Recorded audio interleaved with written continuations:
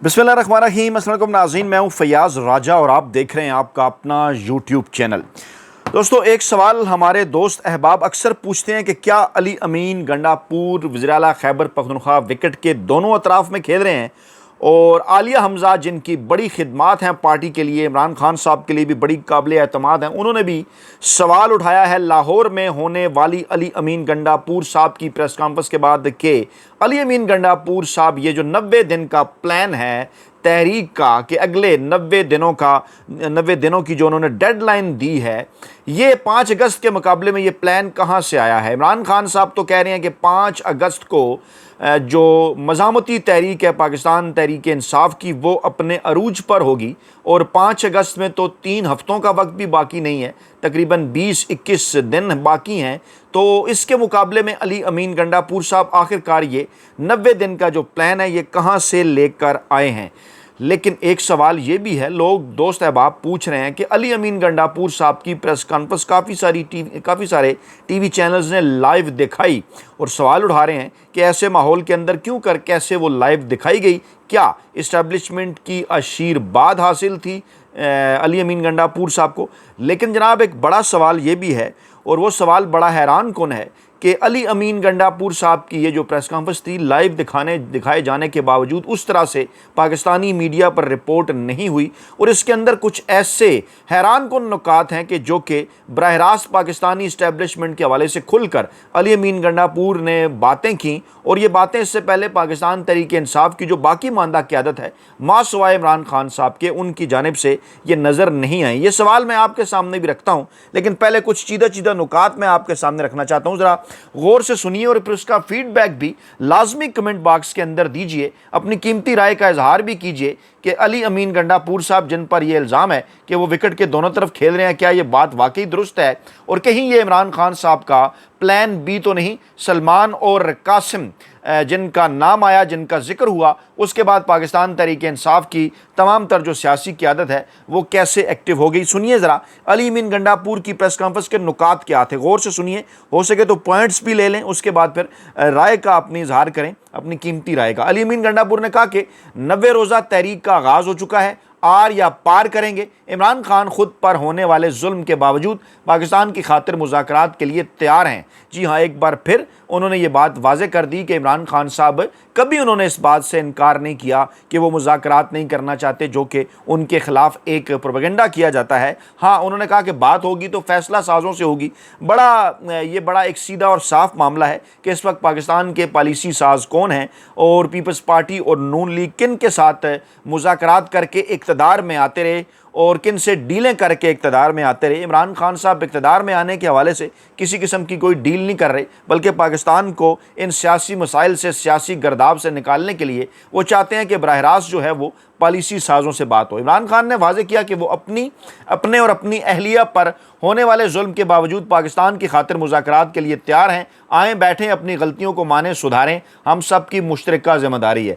अच्छा, लाहौर में ये जो प्रेस कॉन्फ्रेंस थी अली अमीन गंडापुर साहब की, इसमें उन्होंने कहा कि इमरान खान के ख़िलाफ़ केसेस में कोई जान नहीं है, इसलिए वो नहीं चलाए जा रहे। इमरान खान के वोटर, इमरान खान के सपोर्टर, इमरान खान के कारकुनान को सलाम पेश करता हूँ, क्योंकि आज तक दुनिया की तारीख में किसी सियासी जमात पर इतना जुल्म नहीं हुआ जितना तहरीक इंसाफ पर हुआ, मगर वो लोग डट कर खड़े हैं। उन्होंने कहा कि पूरे पाकिस्तान में हर गली कूचे, कस्बे और शहर से लोगों को इकट्ठा करेंगे, फिर फैसला करेंगे कि हमने मकामी सतह पर एहतजाज करना है या एक जगह जमा होना है। अली अमीन गंडापुर ने कहा कि रियासती इदारे अपने, जी ये नोट करें ये बात, और फिर इसके ऊपर अपनी राय का इजहार करें कि क्या ये बात पाकिस्तान तहरीक इंसाफ की दीगर क़यादत कर रही है, और इमरान खान साहब के अलावा ये बात कौन कर रहा है बार बार, और इसकी वजूहात क्या हैं। ज़रा जहन इस्तेमाल करें ना, और कमेंट बॉक्स के अंदर अपनी कीमती राय से आगाह करें। इमरान खान ने कहा कि अली अमीन गंडापुर ने कहा कि रियासती इदारे अपने आइनी काम को छोड़कर एक और काम पर लग गए हैं जो उनका काम नहीं है। आज पख्तूनख्वा और बलूचिस्तान के हालात के ज़िम्मेदार वो लोग हैं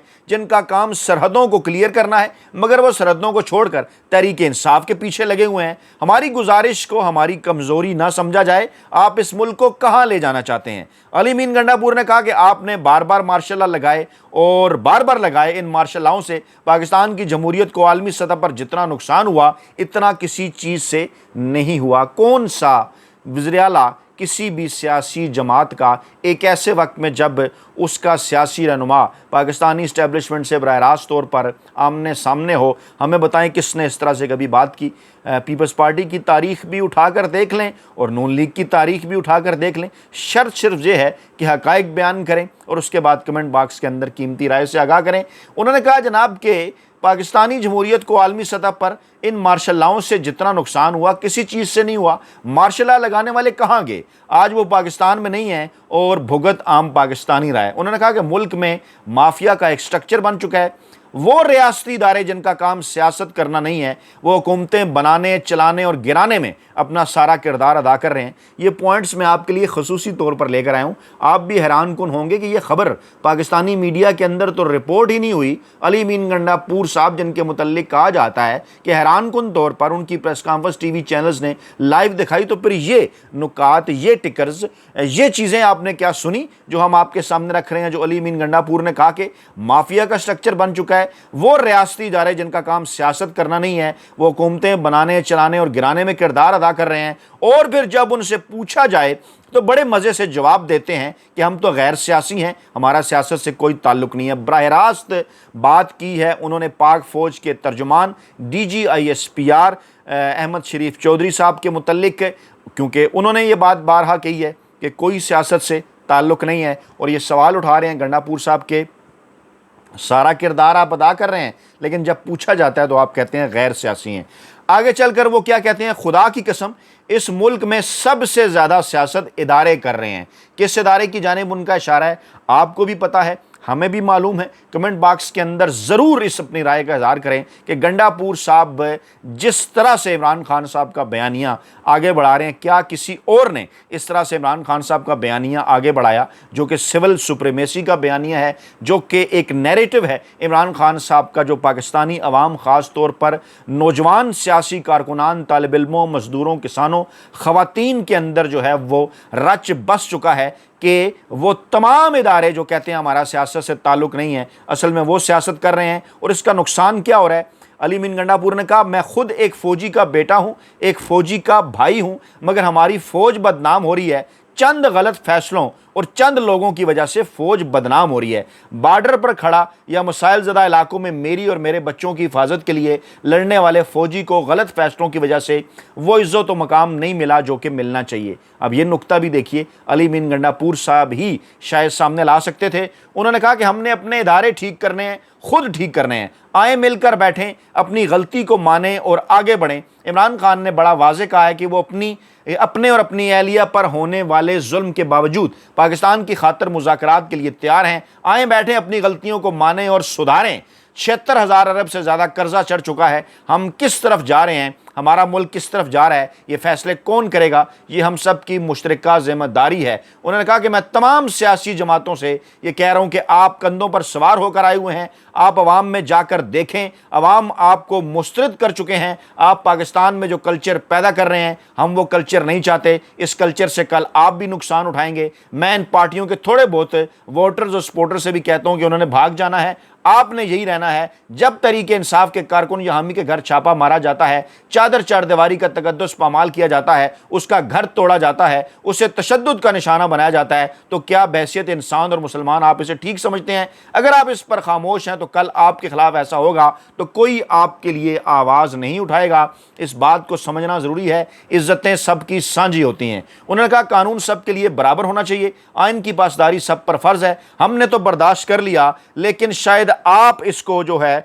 वो बर्दाश्त ना कर सकें। और फिर आगे चल कर उन्होंने कहा कि हमारी गुजारिश है कि जो इस निज़ाम से मुस्तफ़ीद होने वाले हैं, जो इस निज़ाम को हाईजैक करके चला रहे हैं, वो बाज़ाब्ता तरीके से बैठे हैं। और ये बात करना कि मैं जवाबदेह नहीं हूँ, बिल्कुल गलत है, बिल्कुल गलत है। कोई ये नहीं कह सकता कि मैं जवाबदेह नहीं हूँ। आप जवाबदेह हो, आपको जवाबदेह होना पड़ेगा। अब ये बात अली अमीन गंडापुर साहब किसको कह रहे हैं?